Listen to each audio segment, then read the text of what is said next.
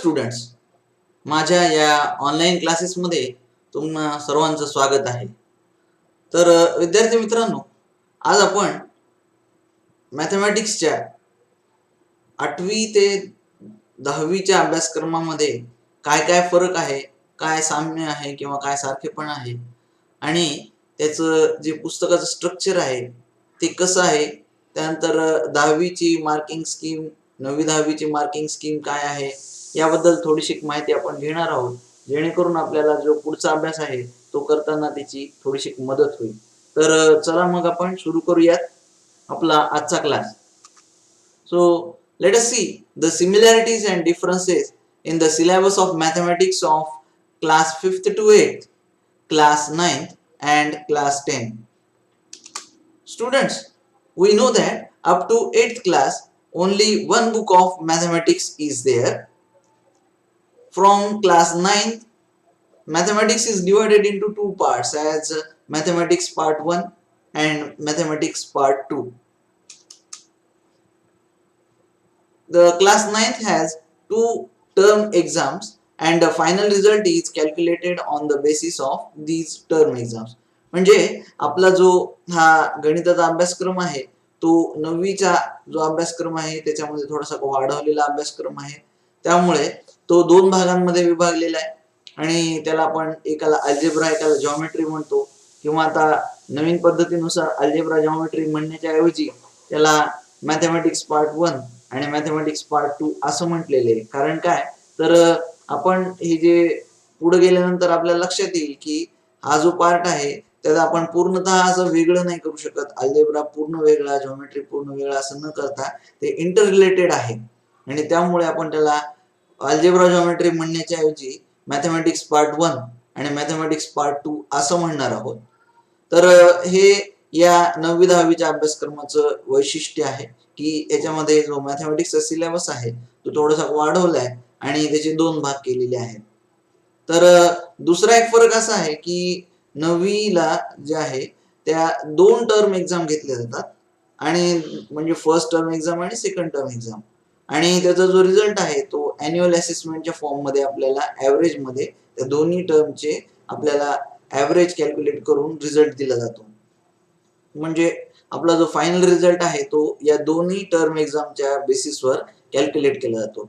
पण 10वीचा अभ्यासक्रम कसा आहे की in class 10 annual assessment is based on the final exam only. मग आता तो फक्त फायनल एक्झाम वर आहे, याचा अर्थ फक्त फायनल एक्झामचाच अभ्यास करायचा का आपण, तर तसं नाहीये. The exams that are conducted at the school level they are for the practice of the student. आपण थोड्या थोड्या दिवसांनी जो जो अभ्यास करतो तो अभ्यास आपला कितपत झाला, त्यातलं आपल्याला काय समजलंय काय नाही, या गोष्टी आपल्याला या इंटरनल एक्झाम मधून कळत असतात. त्यामुळं या परीक्षांना सुद्धा तितकंच महत्व आहे जेवढं आपल्या फायनल एक्झामला महत्व आहे. त्यामुळे विद्यार्थ्यांनी कुठल्याही आपल्या ज्या शालेय स्तरावर होणाऱ्या ज्या परीक्षा असतात त्या परीक्षांकडे दुर्लक्ष करून चालणार नाही. पण जे तुमचे फायनल असेसमेंट जे आहे, म्हणजे ज्याला आपण फायनल रिझल्ट म्हणतो, तर तो फायनल रिझल्ट मात्र तुमचा 10वीचा हा फायनल एक्झाम वरच अवलंबून असेल, तो मधल्या एक्झाम वर कुठल्या अवलंबून असणार नाही. तसं आपण आता डिटेल मार्किंग जी आहे मॅथमॅटिक्सची ती कशा प्रकारे केली जाते या संबंधी थोड्या वेळाने माहिती घेणारच आहोत.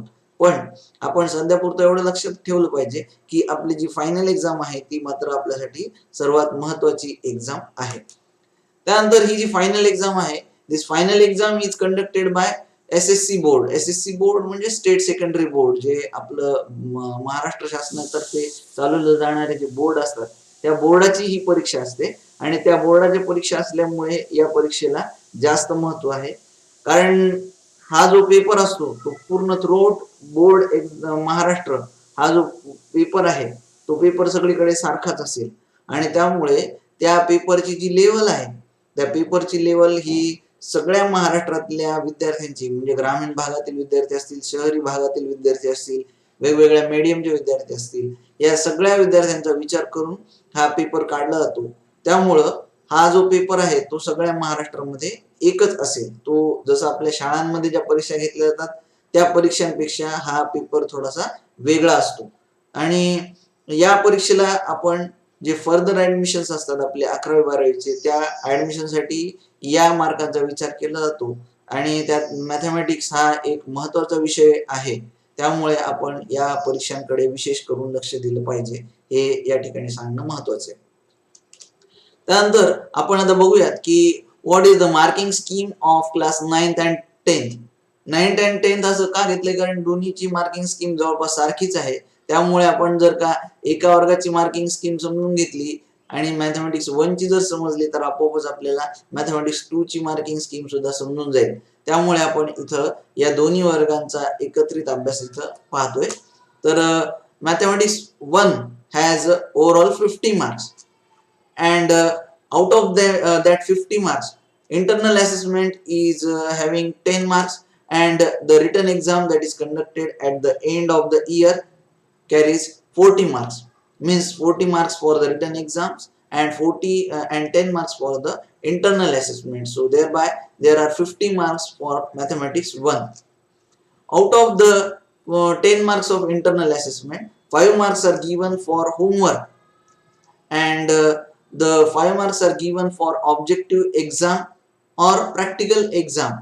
आता हे कसं आहे की आपल्याला होमवर्कचे जे 5 मार्क दिलेत ते 5 मार्क मिळवण्यासाठी वर्षभरामध्ये किमान 5 होमवर्क आपल्याला आपल्या शाळेतल्या सरांनी जे सांगितलेले होमवर्क आहेत ते होमवर्क कंप्लीट करून त्यांना दाखवायचे आणि त्या 5 होमवर्कच्या आधारावर आपल्याला हे 5 मार्क मिळतील. म्हणजे हे जे होमवर्कचे 5 मार्क आहेत ते आपल्या म्हणजे ऍक्च्युअल जे इंटरनल मार्किंग आहे त्या इंटरनल मार्किंग मध्ये ते होमवर्कचे मार्क सुद्धा त्याच्यामध्ये इन्क्लूड असतील.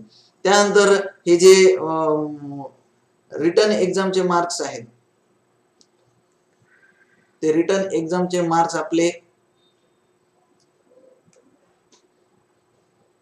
40 मार्क आहेत आणि इंटरनल असेसमेंटचे 10 मार्क. पण हे जे ऑब्जेक्टिव्ह एक्झाम दिलेले आहे हे ऑब्जेक्टिव्ह एक्झाम म्हणजे काय असतं, तर आपल्या शाळेमध्ये जे ऑब्जेक्टिव्ह शाळेमध्ये ज्या घटक चाचण्या घेतल्या जातात त्या घटक चाचण्यांची जे मार्क आहेत, आता खरं तर हे 9वी साठी सांगितलेलं आहे की आपण ऑब्जेक्टिव्ह एक्झाम घेतल्या पाहिजेत. म्हणजे आपल्याला रिटर्न एक्झाम मध्ये सुद्धा काही ऑब्जेक्टिव्ह क्वेश्चन्स असतात. त्या ऑब्जेक्टिव्ह क्वेश्चन सोडवण्यासाठी सुद्धा त्या एक्झामची मदत होती आणि 10वी साठी प्रॅक्टिकल एक्झाम असं रेकमेंड केलेलं आहे. पण हे शाळेच्या स्तरावर आहे. आपले सर शाळेतले जे सर आहेत ते या गोष्टी ठरवतात. हे दोन्ही परीक्षा ज्या आहेत ऑब्जेक्टिव्ह एक्झाम असो किंवा प्रॅक्टिकल एक्झाम हे 10 मार्कांची घेतली जाते. त्याचं कन्व्हर्शन जे आहे ते 5 मार्कांमध्ये केलं जातं. तर अशा प्रकारे हे जे इंटरनल असेसमेंट आहे त्या इंटरनल असेसमेंटचे 5 आणि 5 10 मार्क आणि रिटर्न एक्झामचे 40 मार्क असे मिळून टोटल 50 मार्क होतात. ते जे 50 मार्क आहेत ते आहेत फक्त मॅथमॅटिक्स पार्ट 1 साठी. हे जे 50 मार्क आहेत ते मॅथमॅटिक्स पार्ट 1 साठी. जसं मॅथमॅटिक्स पार्ट 1 साठी तसंच मॅथमॅटिक्स पार्ट 2 साठी सुद्धा आहे. Total 50 marks are there for mathematics 2 also. 50 marks in all. Out of them 10 marks are for the internal assessment, 10 marks for the written exam. Out of the 10 marks of internal assessment, homework carries 5 marks and objective exam carries 5 marks, or the practical exam for 10th standard carries 5 marks, and thereby the total marks for the mathematics is 100. So this is how the marks of mathematics are calculated in all. त्यानंतर आपण बघूयात आता की what is the exact pattern of our book. आता आपण जर का 9वी 10वीचे पुस्तकं पाहिले तर 9वी 10वीच्या पुस्तकांमध्ये काही कॉमन पार्ट आपल्याला दिसतो. जसं की त्या पुस्तकांमध्ये काही काही भाग दिलेले आहे. जसं इथं दिलेला आहे लेटस्ट रिकॉल. लेटेस्ट रिकॉल म्हणजे आपल्याला प्रत्येक भाग नवीन शिकण्याच्या आधी जे 8वी 9वीचा अभ्यासक्रम आहे तो आपल्याला एकदा आठवून पाहायचा आहे, ज्याला आपण लेटेस्ट रिकॉल असं म्हणतो. त्यानंतर मग जो आपण ज्या वर्गात शिकत आहे त्याचा ऍक्च्युअल पार्ट म्हणजे लेटेस्ट लर्न, नवीन काही भाग आपल्याला यात शिकायचा आहे. त्यानंतर लेटेस्ट प्रॅक्टिस म्हणजे आपण जे भाग शिकलेला आहे त्या भागावर काही प्रॅक्टिस सेट दिलेले आहेत. प्रॅक्टिस सेट 1.1 1.2 अशा टाईपचे प्रॅक्टिस सेट प्रत्येक नवीन भागाच्या खाली दिलेले आहेत. ते आपण प्रॅक्टिस करायचे. त्यानंतर प्रत्येक चॅप्टरच्या शेवटी आपल्याला latest solve the problem sets असे दिलेले आहे. म्हणजे प्रॉब्लेम सेट आपण त्या पूर्ण चॅप्टरवर अवलंबून प्रॉब्लेम सेट सॉल्व करणार आहे आणि मग नंतर आपल्याला त्याचे काही प्रॅक्टिकल ऍप्लिकेशन असतील किंवा डे टू डे लाईफ मध्ये आपण जे काही शिकलोय ते त्याच्यात अप्लाय करायचं आहे. आता या डे टू डे लाईफच्या एक्झाम्पलवर आधारितच आपल्याला काही हॉट क्वेश्चन सुद्धा सांगितलेले आहेत. आता हे हॉट क्वेश्चन म्हणजे काय असतं ते आपण नंतर काही दिवसांनी पाहणार आहोत. परंतु एवढं आपण सध्या लक्षात घेतलं पाहिजे की हॉट क्वेश्चन म्हणजे हायर ऑर्डर थिंकिंग क्वेश्चन्स. तर हे हायर ऑर्डर थिंकिंग जे क्वेश्चन जे आहेत ते ऍप्लिकेशन ऑफ मॅथमॅटिक्स यावर अवलंबून आहेत. त्यामध्ये पर्टिक्युलर एका चॅप्टरचा विचार केलेला नसतो, तर एकाच वेळेला 2-3 चॅप्टर त्यामध्ये विचारात घेतले जातात. 2-3 चॅप्टर मधले 2-3 भाग आणि त्यावर एकत्रितपणे काही प्रश्न दिलेले असतात. आणि असं काही नियम नाहीये की आपले जे म्हणजे हॉट क्वेश्चन आहे ते केवळ 4 मार्कांचेच असावे, 5 मार्कांचे असावे असं काही नाही. तर आपण कमीत कमी मार्कांचे, जास्तीत जास्त मार्कांचे सुद्धा हे प्रश्न असू शकतात. पण ते प्रश्न तुम्हाला थोडेसे वेगळा विचार करायला लावणारे असतील, हे त्यातले विशेष आहे. या हॉट क्वेश्चन बद्दल आपण तसं नंतर चर्चा करणारच आहोत. पण सध्यापुरतं एक लक्षात घ्या की आपण जे काही शिकतोय त्या सगळ्या गोष्टींचा आपल्याला डे टू डे लाईफ मध्ये उपयोग करता आला पाहिजे, त्याचा संबंध आपल्याला जोडता आला पाहिजे. तर आता आपण थोडक्यात बघूयात की which are the chapters involved in the 2 parts of mathematics 1 and mathematics 2 of standard 10. 10वी मॅथमॅटिक्स 1 मधला पहिला चॅप्टर आहे लिनियर इक्वेशन इन 2 व्हेरिएबल, दुसरा चॅप्टर आहे क्वाड्रॅटिक इक्वेशन, तिसरा चॅप्टर आहे अरिथमेटिक प्रोग्रेशन, चौथा चॅप्टर आहे फायनान्शियल प्लॅनिंग, पाचवा चॅप्टर आहे प्रोबॅबिलिटी आणि सहावा चॅप्टर आहे स्टॅटिस्टिक्स. त्यानंतर मॅथमॅटिक्स 2 म्हणजे जॉमेट्री मध्ये पहिला चॅप्टर आहे सिमिलॅरिटी, दुसरा चॅप्टर आहे पायथागोरस थेरम, तिसरा चॅप्टर आहे सर्कल, चौथा चॅप्टर आहे जॉमेट्रिक कन्स्ट्रक्शन, पाचवा चॅप्टर आहे कोऑर्डिनेट जॉमेट्री, सहावा चॅप्टर आहे ट्रिग्नोमेट्री आणि सातवा चॅप्टर आहे मेन्सुरेशन. तर असे हे टोटल मॅथमॅटिक्स 1 चे 6 आणि 2 चे 7 मिळून 13 चॅप्टर यावर्षी आपल्याला अभ्यासायचे आहेत. तसं आपण वन बाय वन एक एक चॅप्टर मधले थोडे थोडे पार्ट घेऊन त्याच्यावर काही व्हिडिओ बनवणारच आहोत.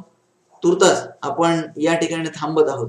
हे सगळं सेशन संपवण्याच्या आधी माझी तुम्हाला विनंती आहे की जर तुम्हाला हे व्हिडिओ आवडत असतील तर तुम्ही या व्हिडिओला लाईक आणि शेअर करा आणि माझ्या चॅनलला सबस्क्राईब करा आणि भविष्यातही तुम्हाला वेगवेगळे व्हिडिओ मिळण्यासाठी जे बेल आयकॉन आहे त्या बेल आयकॉनवर तुम्ही क्लिक करा. म्हणजे जसजसं मी नवीन नवीन चॅप्टर इथं टाकत जाईल तसतसे तुम्हाला त्याचे व्हिडिओज मिळत जातील. तर तुर्तास धन्यवाद. थँक्यू.